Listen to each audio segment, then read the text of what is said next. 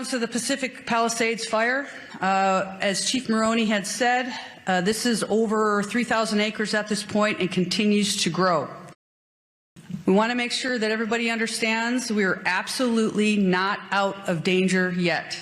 With the strong winds that continue to push through the city and the county today, I would tell you, and we are all committed to our first responders, our firefighters will remain focused on protecting lives and property. Kennedy Saves the World podcast host is a friend and someone who knows Pacific Palisades in particular, and of course we're coworkers. But you were one of the first people that I reached out to because you're also family to me. Yes, and our home is very much encircled by flames right now, our family home. That's our permanent home. That's where everything is.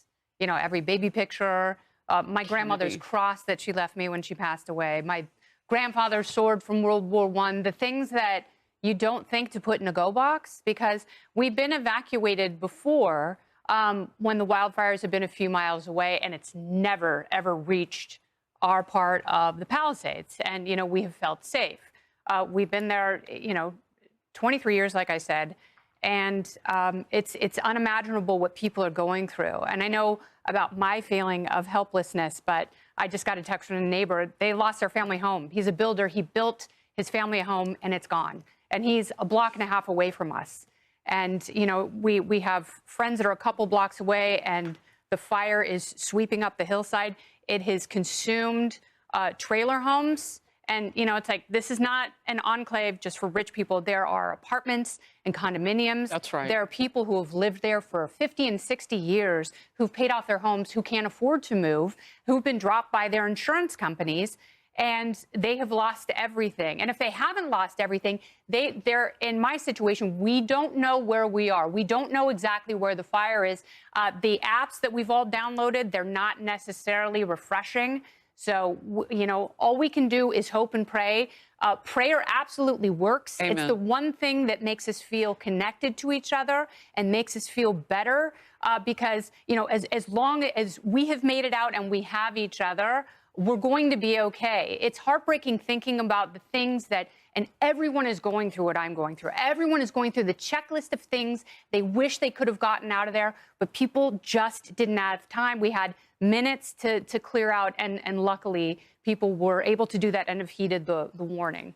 Kennedy, we learned a little while ago from the news conference that we took live that there is a significant amount of people. There are a significant amount of people with significant injuries who did not evacuate. Yes. And as the chief and I were just speaking moments ago, some people couldn't get out. And Yes. then when they finally could reach a perimeter, it was on fire, or it was blocked by literally a mile of cars that had been abandoned. So talk to me about what that's like behind those lines, because you know how many people would be there. Yes, and that's how people perish in fires. It's not necessarily from being burned. It's from smoke inhalation. It's from carbon monoxide poisoning. It's, you know, that is a slow death. And, you know, you're talking about channels and wind tunnels that accelerate the fire so quickly that even if you're doing the right thing, there were people on Palisades Drive, Jonathan Hunt was just talking about it, that's one road in, one road out, and that was completely blocked by cars that couldn't escape.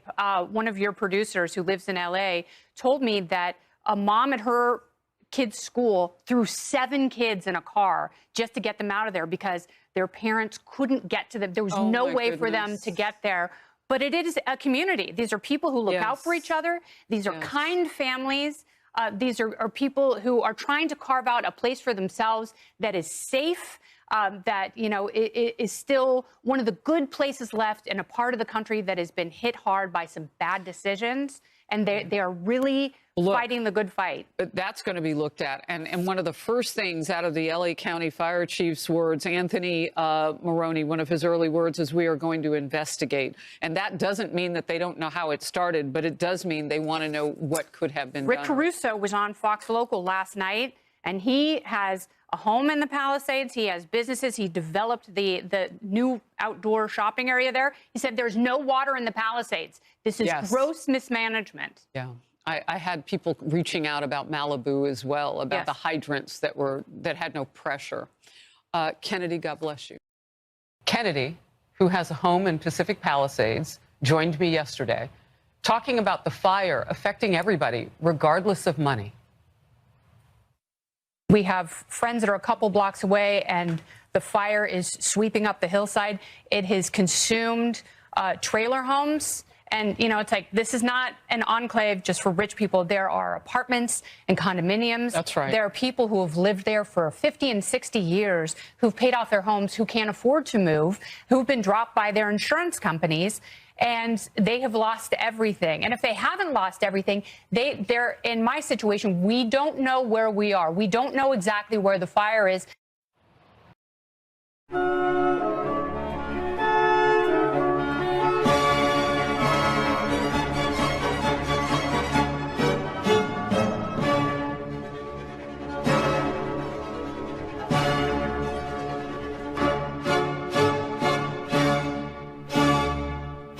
I love you.